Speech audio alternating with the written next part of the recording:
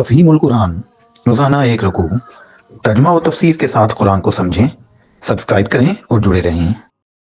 ان المتقین فی جنات وعیون ادخلوها بسلام آمنین۔ بخلاف اس کے متقی لوگ باغوں اور چشموں میں ہوں گے، اور ان سے کہا جائے گا کہ داخل ہو جاؤ ان میں سلامتی کے ساتھ بے خوف و خطر۔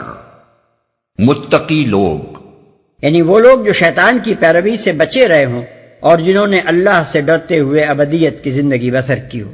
وَنَزَعْنَا مَا فِي صُدُورِهِم مِّنْ غِلٍّ إِخْوَانًا عَلَى سُرُرٍ مُتَقَابِلِينَ۔ ان کے دلوں میں جو تھوڑی بہت کھوٹ کپٹ ہوگی اسے ہم نکال دیں گے، وہ آپس میں بھائی بھائی بن کر آمنے سامنے تختوں پر بیٹھیں گے، اسے ہم نکال دیں گے۔ یعنی نیک لوگوں کے درمیان آپس کی غلط فہمیوں کی بنا پر دنیا میں اگر کچھ کدورتیں پیدا ہو گئی ہوں گی تو جنت میں داخل ہونے کے وقت وہ دور ہو جائیں گی اور ان کے دل ایک دوسرے کی طرف سے بالکل صاف کر دیے جائیں گے۔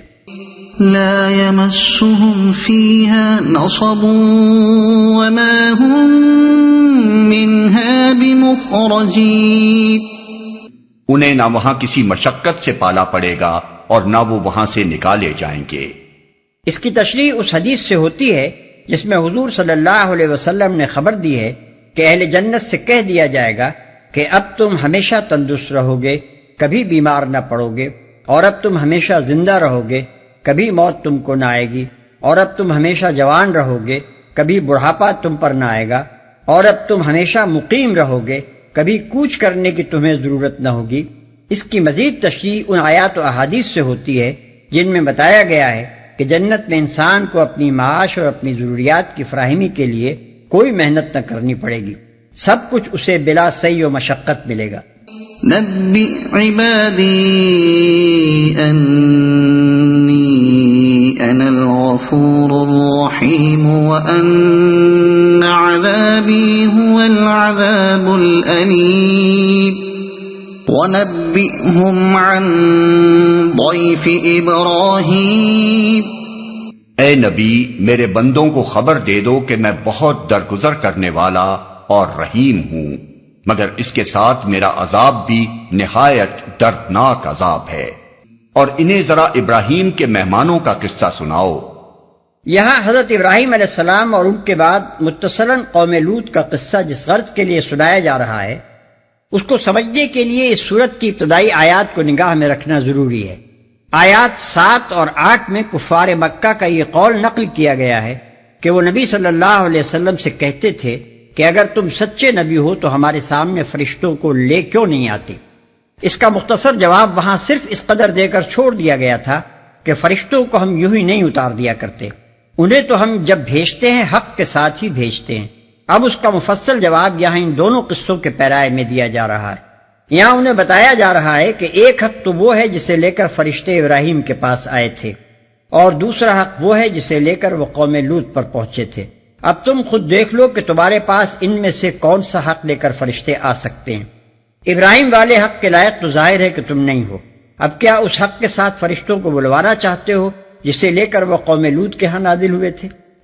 اذ دخلوا علیہ فقالوا سلاما قال انا منکم وجلون قالوا لا توجل انا نبشرک بغلام علیم۔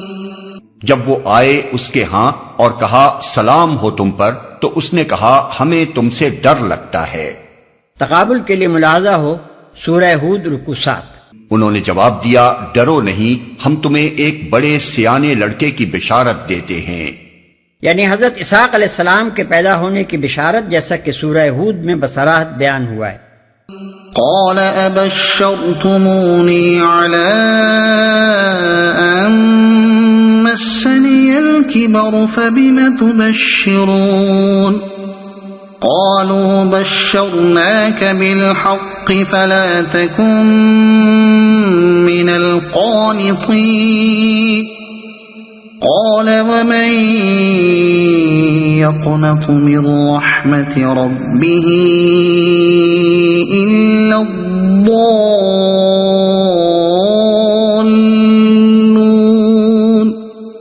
ابراہیم نے کہا کیا تم اس بڑھاپے میں مجھے اولاد کی بشارت دیتے ہو؟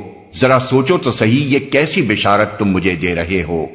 انہوں نے جواب دیا ہم تمہیں برحق بشارت دے رہے ہیں، تم مایوس نہ ہو۔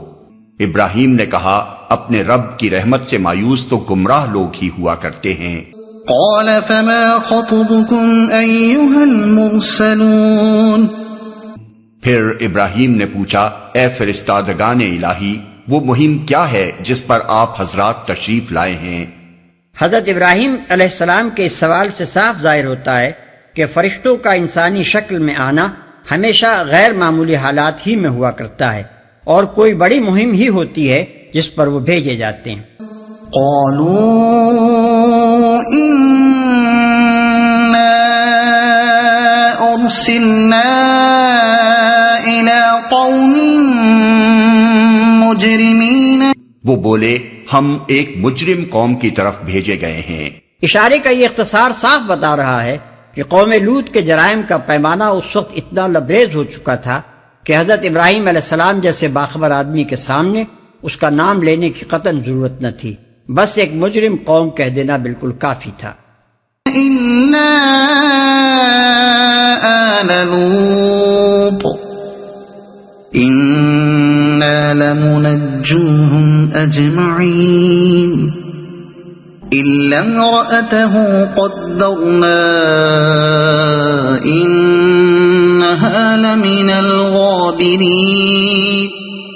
صرف لوط کے گھر والے مستثنا ہیں، ان سب کو ہم بچا لیں گے سوائے اس کی بیوی کے جس کے لیے اللہ فرماتا ہے ہم نے مقدر کر دیا ہے کہ وہ پیچھے رہ جانے والوں میں شامل رہے گی۔ اگر آپ کو یہ ویڈیو پسند آئی ہو تو اسے لائک کریں، دوسروں تک پہنچانے کے لیے شیئر کریں، اور مزید ایسی ہی معلوماتی ویڈیوز کے لیے ہمارے چینل عبد المالک ہاشمی کو سبسکرائب ضرور کریں۔ نئی اپڈیٹس کے لیے بیل آئیکن دبائیں تاکہ آپ کو ہماری ہر نئی ویڈیو بر وقت مل سکے۔ آپ کی حوصلہ افزائی ہمیں مزید بہترین مواد بنانے میں مدد دے گی۔ شکریہ۔